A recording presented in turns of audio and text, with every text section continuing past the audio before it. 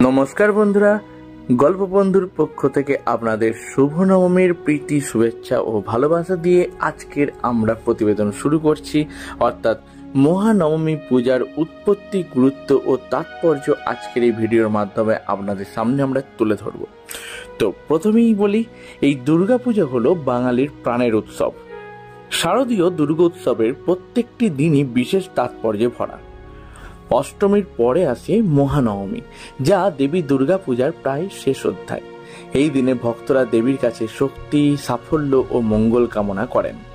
পুরাণ মতে নবমী তিথিতে মহিষাসুরের বিরুদ্ধে দেবী দুর্গার চূড়ান্ত যুদ্ধের সূচনা হয়। অষ্টমীর সন্ধ্যায় দেবী মহিষাসুরকে বধ করলেও নবমীতে সেই যুদ্ধের বিস্তার ও বিজয়ের প্রতীক হিসাবে পূজা অনুষ্ঠিত হয়।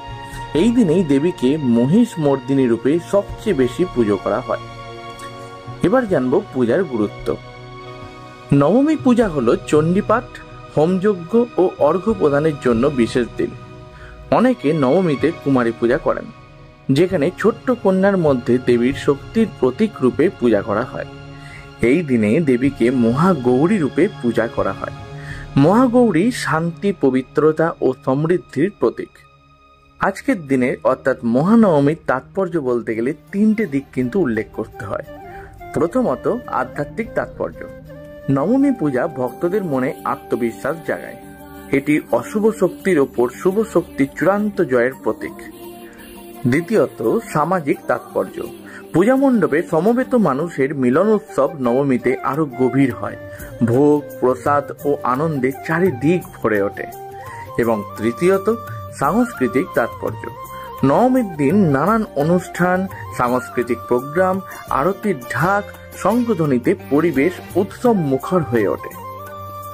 পরিশেষে আমরা এটাই বলতে পারি, মহানবমী কেবল কিন্তু পুজোর একটি দিন নয়, বরং এটি ভক্তদের কাছে আশা ও নতুন প্রেরণার প্রতীক। অশুভ শক্তিকে পরাজিত করে শুভ শক্তির জয়গাথা আমাদের জীবনেও ইতিবাচকতার আলো ছড়িয়ে দেয়। তো বন্ধুরা, আজকের আমাদের এই প্রতিবেদনটি কেমন লাগলো তা কিন্তু অবশ্যই নিচে কমেন্ট বক্সে আপনারা মন্তব্য করে জানাবেন। এবং যদি ভালো লেগে থাকে অবশ্যই একটা লাইক করবেন। আর আমাদের চ্যানেলের নতুন বন্ধুরা অবশ্যই চ্যানেলকে কিন্তু সাবস্ক্রাইব করতে ভুলবেন না। আর যদি ভিডিওটি ভালো লেগে থাকে একটু শেয়ার করবেন, তার কারণ আপনাদের দেখার ওপরই কিন্তু আমাদের এগিয়ে যাওয়া নির্ভর করছে। যাই হোক, আজকের জন্য আমরা এখানে শেষ করছি। আগামীকাল অর্থাৎ বিজয়া দশমীর প্রতিবেদন নিয়ে আমরা হাজির হচ্ছি। ততক্ষণের জন্য টাটা।